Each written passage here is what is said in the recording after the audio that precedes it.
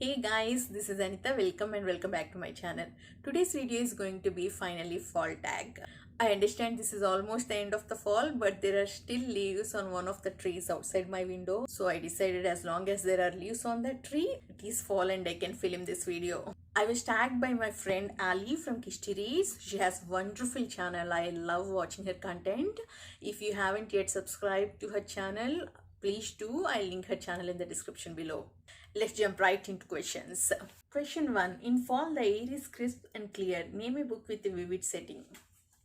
I'll go with The Night Circus by Erin Morgenstern. As the title of the book suggests, this book is about mysterious circus that appear out of nowhere in the middle of the night. Two characters compete to have the best magical attractions in that circus. I read this book in March, but I haven't yet rated this book. I could not decide. I want to reread this book before I give rating, but if I'm clear on one thing, that is about the setting.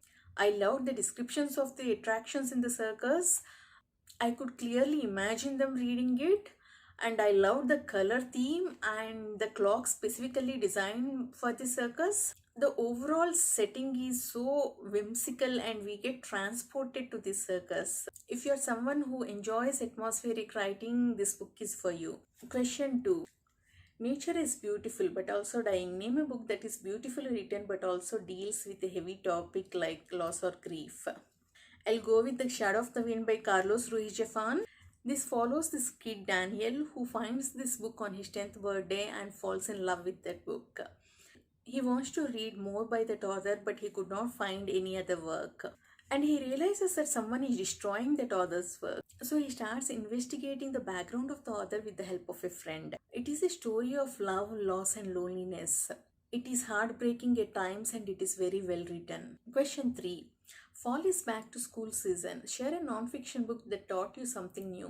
I don't read much non-fiction, but this question reminded me of this memoir I read recently, that is In the Dream House by Carmen Maria Machado. In this, the author talks about the abusive relationship she was in. While talking about the complexities involved in an abusive relationship, she quotes many other sources which highlight how society dismisses abuse in queer community. Chapters in this book are very short and they inspired quality discussions with my real life friends. We spent lot of time discussing this, so that's my answer. Question 4. In order to keep warm, it's good to spend some time with the people we love. Name a fictional family or household or friend group that you like to be a part of. Phone family is one of my favorite tropes. I could choose any phone family I read recently, but I decided to go with the first friend group I loved.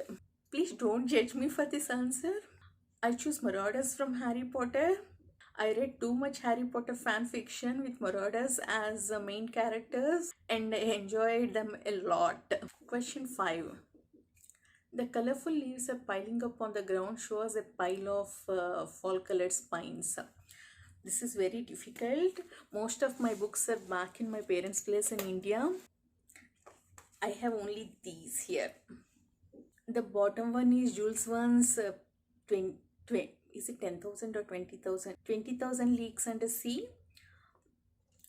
And this one is History of Modern China, and the top two are fiction. This one is one of Jack Reacher's book by Lee Child. This is The Fallen by David Baldacci. Question 6. Fall is the perfect time for some storytelling by the fight side. Share a book wherein somebody is telling a story. I'll go with The Seven Husbands of Evelyn Hugo by Taylor Jenkins Reid. If you have been following my channel, you already knew how much I loved this book. I talked about this in my October wrap-up. In this book, Evelyn Hugo wants this reporter to write her biography, so she narrates her story. Evelyn Hugo is one of the most inspiring characters I have ever read. If you haven't yet read this book, please do. Question 7. The nights are getting darker. Share a dark, creepy read. That is Imaginary Friend by Stephen Chbosky. I'm still reading this book. I have finished only 50% of this book, but there are definitely creepy elements in this book.